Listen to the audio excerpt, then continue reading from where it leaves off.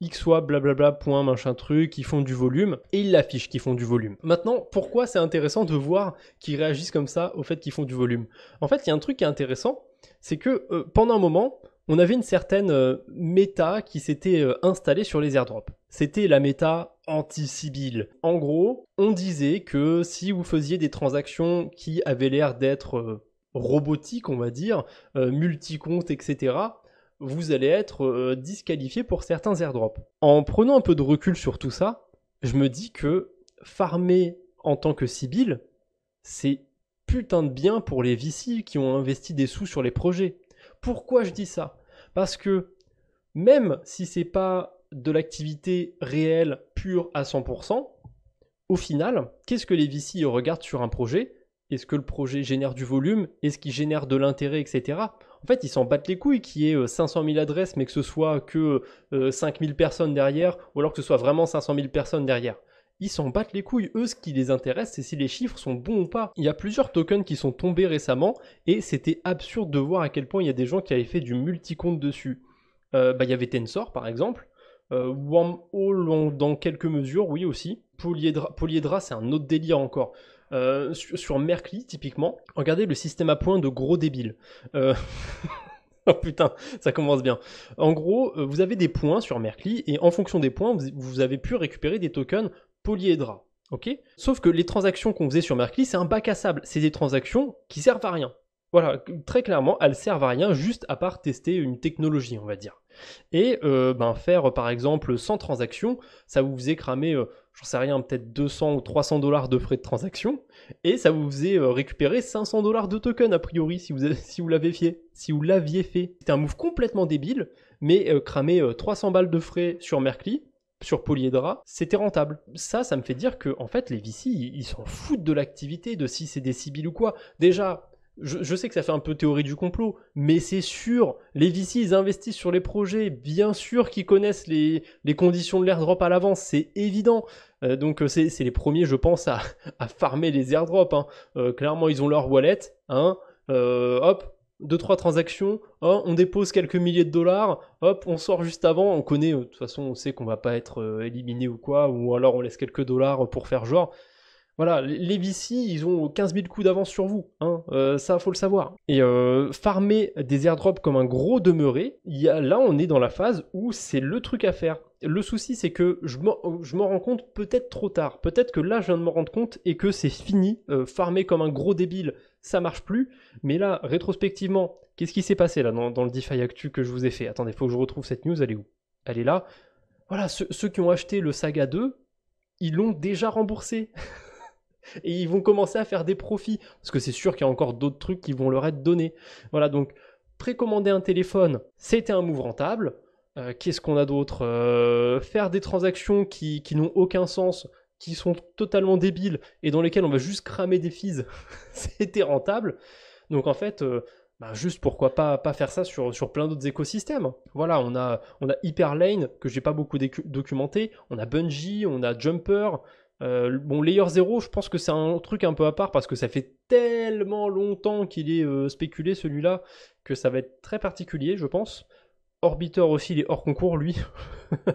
Mayan, voilà, j'entends pas beaucoup de monde parler de Mayan. Pourtant, ça marche bien, c'est sympa. Ça utilise CCTP, donc ça marche assez bien. Il y a plein de moves de teubé qui récompensent. Et là, on a tous ces systèmes à points.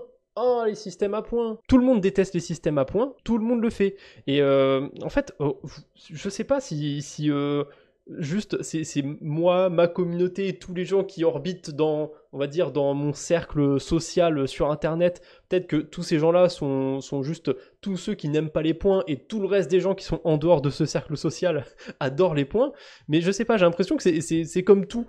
Il y a plein de trucs qui, socialement, quand vous en parlez aux gens, tout le monde dit ah ouais, tel truc c'est nul, etc. Tiens, je vais prendre l'exemple de Jul, par exemple. Ça c'est pas mal. Jul, j'ai l'impression que c'est un artiste que quasiment. Enfin, maintenant j'ai l'impression que ça a changé, mais pendant un moment, personne n'aimait. mais il vendait un max d'albums et compagnie, donc il y avait forcément des gens qui écoutaient, qui appréciaient, quoi. C'est assez symptomatique. Il y a toujours ce truc de, on est sûr d'un truc, on se dit que bah non, les gens ils vont penser comme nous, ils vont pas penser différemment. Et en fait, on est surpris de voir à quel point les gens sont demeurés. Du coup, en parlant de gens qui sont demeurés, alors Cryptoma je l'ai pas, hein, mais je vais utiliser son post parce qu'il est assez intéressant. Alors, on commence par quoi? Stone qui repousse la fin de la vague 1 sans donner de nouvelles dates, juste soon. Assez classique, hein. On repousse, on fait durer la quête, comme ça on fait du volume, ça fait plaisir au VC. Mod qui change son image, annonçant initialement un airdrop en avril, maintenant c'est pour mai, voilà, hein, on verra bien. Zeta Chain qui change la durée de sa campagne, qui devait initialement durer 1 mois pour maintenant une durée indéterminée. Et franchement, il y en a plein des projets qui ont fait ça, hein. Encore dans les news que j'ai passées, Zerolen qui décale le lancement de son token d'une semaine. Alors on n'est pas sur 1 mois de décalage ou quoi, hein, ou un truc indéterminé, mais pareil. Kinza aussi, Kinza Finance sur la Binance Smart Chain. Ils devaient lancer leur token au premier trimestre. Là, on est fin avril. Alors, ils ont déjà dit hein, que le truc était décalé, hein, mais bon, c'est pas cool. TimeSwap aussi, hein, TimeSwap, ça prend du temps. Peut-être que les ricains pensent pas pareil et ils pèsent plus. Ah, ça, c'est très probable, hein. On a quand même une société qui est beaucoup orientée, c'est quoi le terme? Je connais le terme ethnocentré, etc. C'est genre américano-centré, États-Unis-centré. Pense comme un teubé, pense comme un ricain. C'est pas mal ça. Bref, on continue. Le graphe en cercle de Renzo déformé pour masquer la réalité. Le Gitcoin Passport qui te juge plus humain si tu détiens leur shitcoin que si tu as des milliers de transactions sur toutes les blockchains. Bon, ça c'est pas nouveau, hein. Je sais pas pourquoi ça fait polémique maintenant, parce que ça avait déjà fait polémique il y a quelques mois. Ils ont peut-être modifié quelque chose par rapport à ça, où ils n'avaient pas mis en avant le fait de staker leur token. Pareil, c'est pas nouveau, hein, ils l'ont déjà fait dans le passé. C'est absurde, c'est comme ça. Si on stake juste quelques tokens Gitcoin et compagnie, on a son passeport sans rien faire d'autre. C'est vrai que c'est complètement débile, mais c'est une compagnie en fait. Moi, je me mets dans le cas des bises américains au final. Ils ont tout intérêt à privilégier leur token. Enfin, c'est évident. Mais oui, c'est absurde, mais c'est évident. Manta qui copie-colle sa campagne New Paradigm et rajoute re devant pour faire semblant que c'est nouveau. Oui, ils l'ont fait. Ils ont osé. Et ils ont rajouté plein de trucs de points, farming, d'airdrop, etc. Plein de trucs. Par contre, là, pour le coup, ils ont peut-être essayé d'essorer un peu trop leur communauté, puisque ça n'a pas trop marché, cette campagne Renew Paradigm. Mais il y a quand même des gens dessus.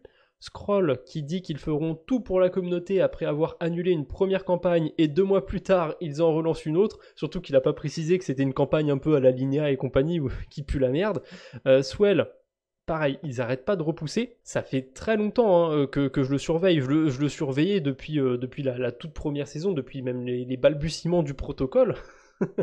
Ils ont tellement annoncé de choses. Déjà, début 2024, on était censé pouvoir retirer, unstaker nos Ethereum. C'est toujours pas faisable. Et en fait, il y a une bonne raison. Hein, pourquoi les projets autour du restaking et compagnie, bon ça, je sais que c'est peut-être des banalités pour certains, mais pourquoi les projets autour du restaking et compagnie ne vous permettent pas d'unstaker vos Ethereum? Et du coup, Renzo, hein, il y a eu un drama par rapport à ça. Le EZETH a dépeg. D'ailleurs, on va voir où il en est. Il n'a pas de raison de trop dépeg en fait, à moins qu'on apprenne vraiment une dinguerie sur le protocole, mais pour l'instant avec les informations qu'on a, il n'a pas de raison d'être trop dépeg. On va regarder sur Blast, parce que c'est là qu'il y a le plus de liquidité. On va regarder en Ethereum, on va se mettre en 4 heures, c'est plus joli. Il est encore dépeg, il est censé être autour des 1,02, 1,03 même je crois, et il est autour de 0,99 actuellement. Voilà, il a bien dépeg. C'est comme ça. On peut pas unstaker, donc forcément, il y a un petit peu de ah mais merde, si je veux sortir, je suis obligé d'aller vendre mes tokens Easy ETH. C'est chiant, c'est comme ça. Pourquoi du coup ils empêchent le fait de pouvoir unstaker?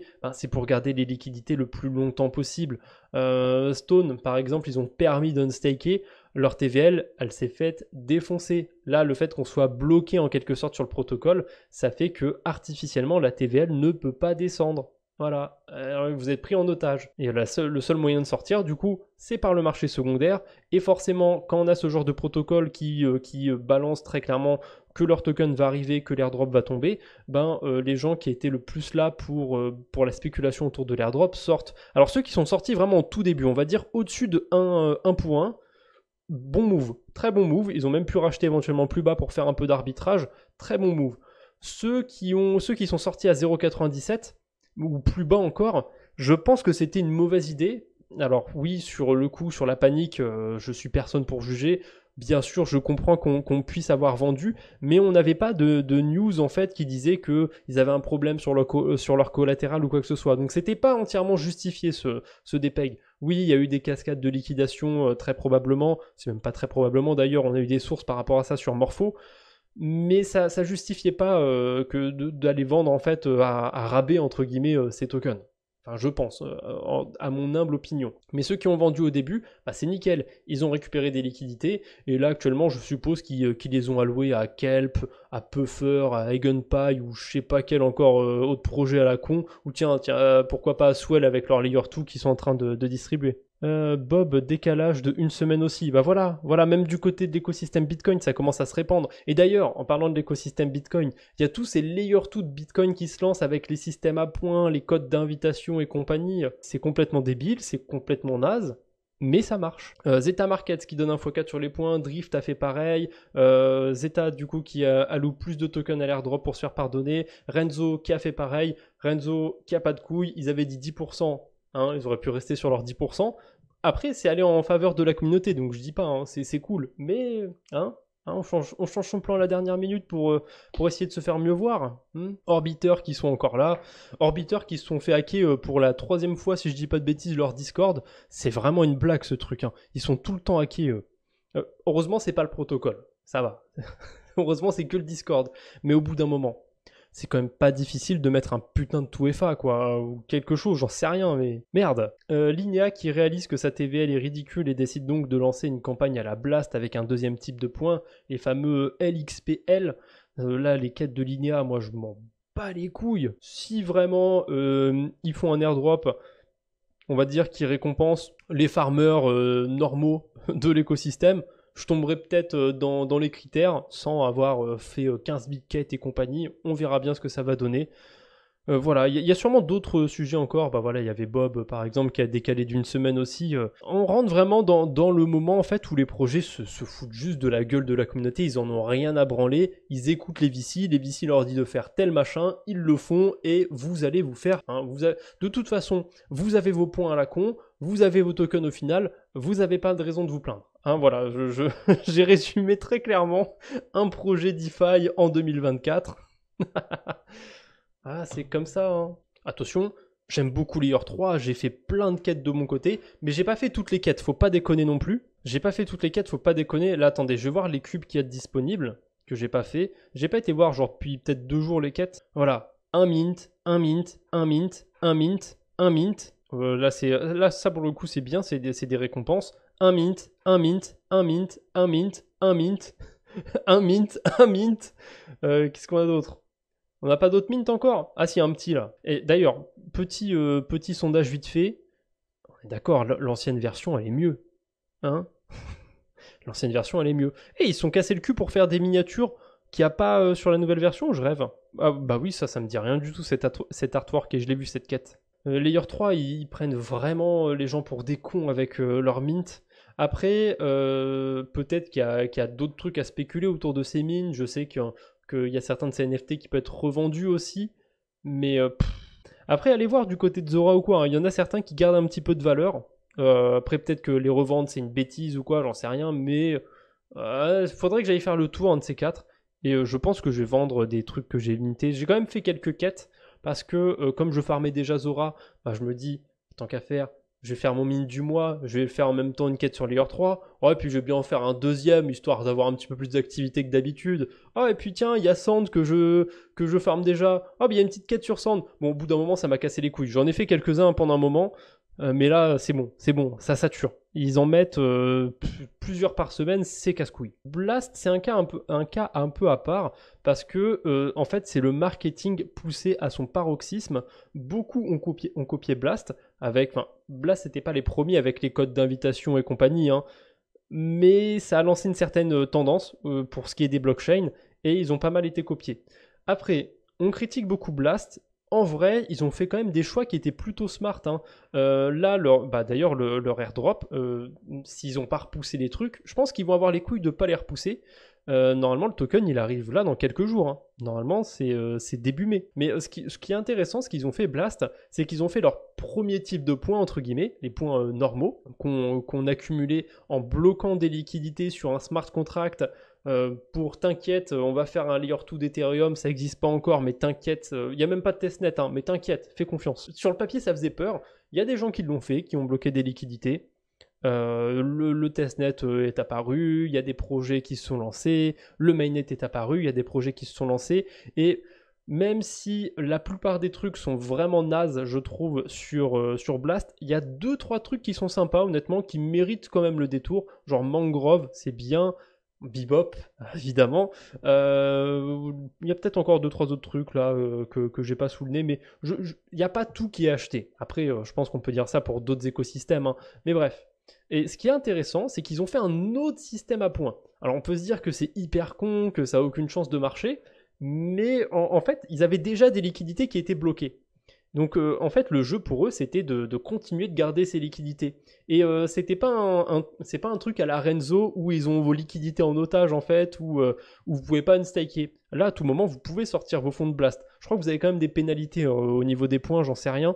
Mais ce qui est intéressant du côté de Blast, c'est que ils ont réussi à garder la liquidité des gens à base de points. Alors le nouveau type de points, c'est les fameux gold. Il y a aussi encore des points normaux, hein, qu'on peut continuer de farmer, à base de multiplicateurs, à base de projets qui sont natifs à l'écosystème et qui vont aussi lancer leur token. Il y en a déjà quelques-uns qui ont le leur, d'ailleurs Orbit. Et Orbit, ils ont déjà leur token. Et pourtant, c'est encore le 6e plus gros protocole. Donc comme quoi, mine de rien, ils peuvent avoir déjà lancé leur token et encore être concurrentiels, on va dire, sur cet écosystème. Après, qu'est-ce que ça va donner une fois qu'il y aura le token de Blast et compagnie? Parce que c'est sympa le marketing, mais ça marche pas à l'infini. Ils vont peut-être lancer une campagne un peu à la suite, où ils vont balancer plein d'incentives sur les protocoles, on pourra farmer des tokens Blast. Admettons, pourquoi pas? Ça va pas durer indéfiniment. Pareil, le token Blast, à votre avis, est-ce qu'il peut être valorisé autant qu'un Arbitrum ou un Optimism? Parce que en termes de TVL, bon, on est un peu en dessous, hein, d'un Arbitrum, mais par rapport à un Optimism, il est au-dessus, non? Optimism est 12e et Blast est 7e. Bon, après, ça, c'est en termes de TVL sur la blockchain. Le token, c'est autre chose. Moi, je te rejoins, WinX. Je pense que sur le long terme, il est assez gros, ça va peut-être pas se faire tout de suite, mais ouais, je vois pas Blast, en fait, dans 5 ans, toujours être un gros écosystème, hein. On verra ce que ça va donner. En fait, le souci, c'est ok, je vois l'intérêt de faire des layer 2, on va dire, avec un type d'utilisation. Donc, il y a Zora, par exemple, qui se tourne un peu sur les NFT. Pourquoi pas avoir des layer 2 spécialisés sur le trading, je sais rien, moi, sur les mêmes coins, etc. Blast serait peut-être un peu les mêmes coins, d'ailleurs. Pourquoi pas, mais au bout d'un moment, en fait, il y a trop de layer 2, quoi. Ça sert à rien d'en avoir 150 000. Et là, il y en a peut-être pas tant que ça, mais je trouve quand même qu'on sature un petit peu en termes de layer 2, hein. Déjà, quand on regarde le top 10 des blockchains en termes de TVL, on a Arbitrum, Base, Blast et c'est tout. On a Merlin aussi qui a un layer 2, mais c'est de Bitcoin pour le coup. Mais voilà, déjà, on en a 3 qui suivent, qui sont des layer 2 d'Ethereum. Et on a Ethereum. Donc Ethereum est bien représenté quand même dans ce classement. Ensuite, le Saga 2, donc le téléphone de Solana, j'en ai déjà parlé. Les points, les volumes, les VC et compagnie. Bon, bah ça pareil, hein, c'est ce que je vous dis depuis tout à l'heure. Les VC, en fait, ça les arrange bien d'avoir des projets qui font du volume, etc. Ils s'en foutent de savoir si c'est organique ou pas. Ils distribuent les tokens et puis c'est bon, hein. Après le drop, laisse tomber, blast son finito. Je sais pas. En vrai, je pense que tout le monde s'attend à ça, mais je pense qu'ils le savent que tout le monde s'attend à ça. Donc, est-ce qu'ils ont réfléchi à une stratégie pour ça, ou alors c'est vraiment l'exit? On verra bien. Et d'ailleurs, tu dis, je pense qu'ils vont nous milk encore. Cette expression de milquer la communauté, de soutirer le pognon de sa communauté, en fait, c'est vraiment le jeu des VC et compagnie, hein. Parce que on vous met des étoiles dans les yeux avec les airdrops et compagnie, et Encore une fois, si j'en parle régulièrement, c'est que c'est quand même intéressant dans certaines mesures, mais il faut pas être bête non plus, hein, parce que les tokens tombent, ok, c'est sympa. En plus, au début, en général, la communauté, ils sont quasiment les seuls à avoir les tokens. Ça paraît trop beau pour être vrai. En fait, si tout le monde vend au moment de l'airdrop, on a un peu niqué les VC. Ça paraît trop beau pour être vrai. Non, bah non, parce que les projets qui lèvent des fonds, ils vont filer des sous à des market makers et compagnie. Et vous en faites pas que les market makers, ils savent bien bidouiller, bidouiller les tokens. Ah, ils sont forts. Même si tout le monde vendait son airdrop, les tokens, ils vaudront toujours quelque chose. Je sais pas trop comment l'expliquer factuellement, etc. Mais ils sont trop forts, les VC. Ils sont juste trop forts. Et de toute façon, maintenant, il y a une nouvelle tendance qui est apparue.